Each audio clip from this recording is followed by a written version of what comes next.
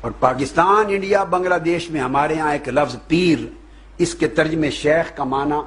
ترجمہ کرتے ہوئے پیر کا لفظ بنا دیا گیا، مگر اس پیر کو ایک خاص معنی دے دیا گیا ہے مخصوص، اس کے اندر بہت سارا بزنس بھی آ گیا ہے اور پیورٹی نہیں رہی، مگر ایکچولی پیر بھی اسی لفظ کا ایک ترجمہ تھا، اسی معنی پر مشتمل لفظ تھا، مگر اس کا مس یوز ہو گیا ہے، اس پر بعد میں بات ہوگی۔ تو شیخ کے بغیر راہ طریقت، راہ حقیقت، راہ معرفت، سلوک اللہ کا سفر طے نہیں ہوتا۔ استاد چاہیے جو یہ علم سکھائے، جو یہ فن سکھائے، جو مشق کرائے، جو تربیت کرے، جو انگلی پکڑ کے ساتھ لے کے چلے، حملہ ہو تو دفاع کرے، چھوٹے موٹے امراض ہوں تو امتیاز کرے اور علاج کرے۔ مگر اس کے لیے پہلی بات ذہن نشین کر لیں،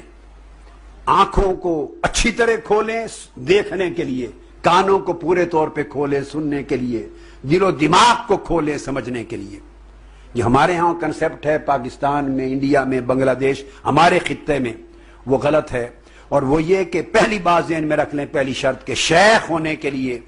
کسی کا گدی نشین ہونا لازمی نہیں ہے،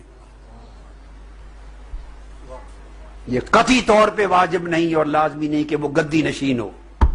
کسی مزار پر صاحب سجادہ ہو۔ کیا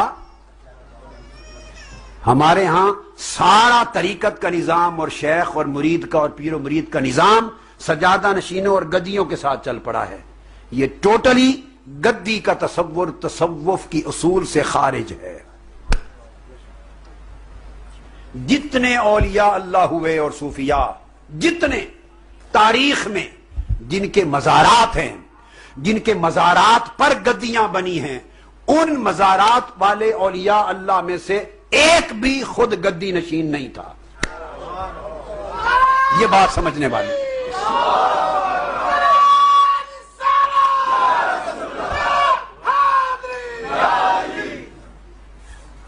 شیخ کے لیے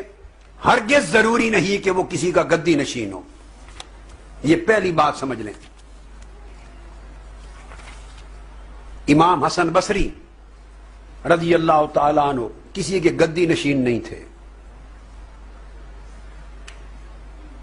حضرت مالک بن دینار ان کے والد غلام تھے،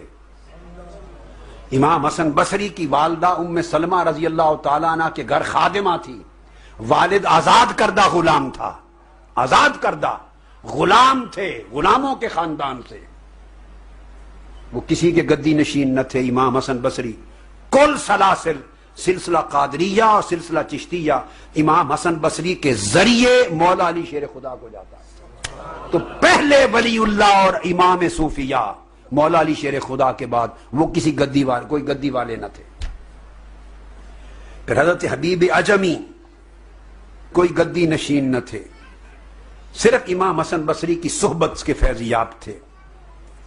حضرت ذوالنون مصری رضی اللہ تعالیٰ عنہ،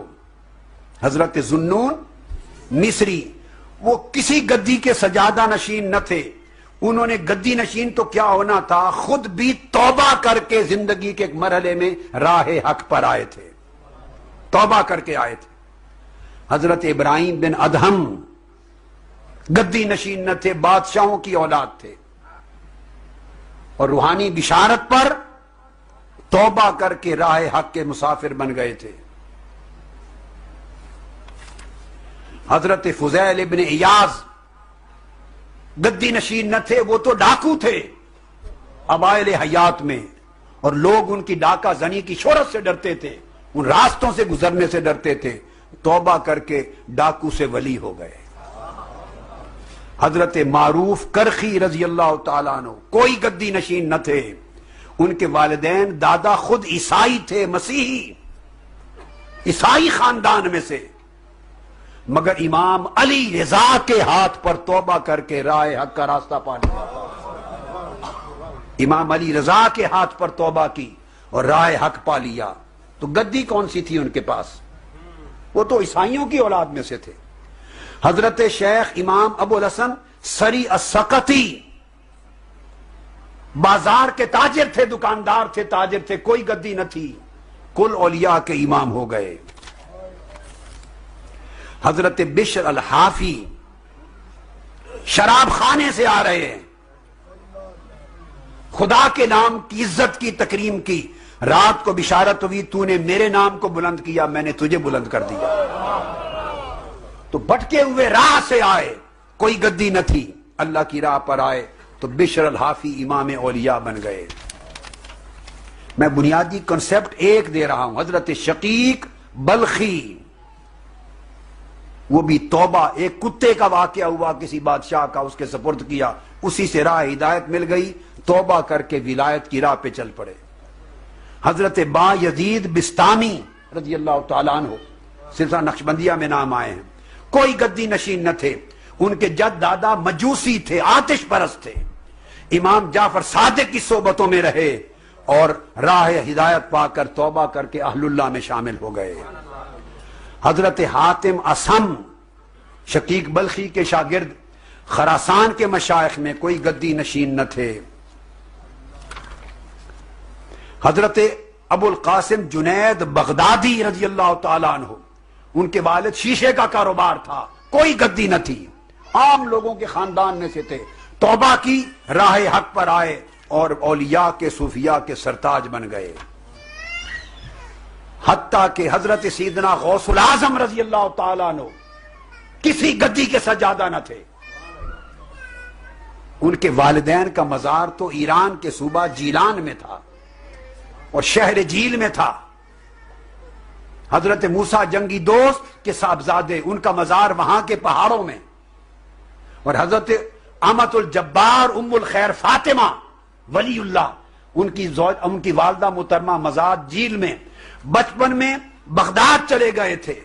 جنگلوں میں فاقے ریاستیں مجاہدے کر کے حضرت حماس دباس کی صحبتیں اور حضرت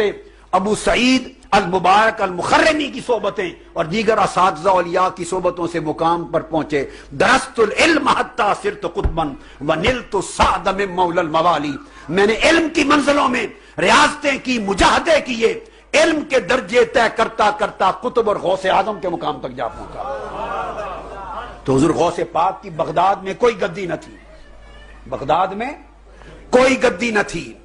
حضور داتا گنج بخش علی حجویری رضی اللہ تعالیٰ عنہ،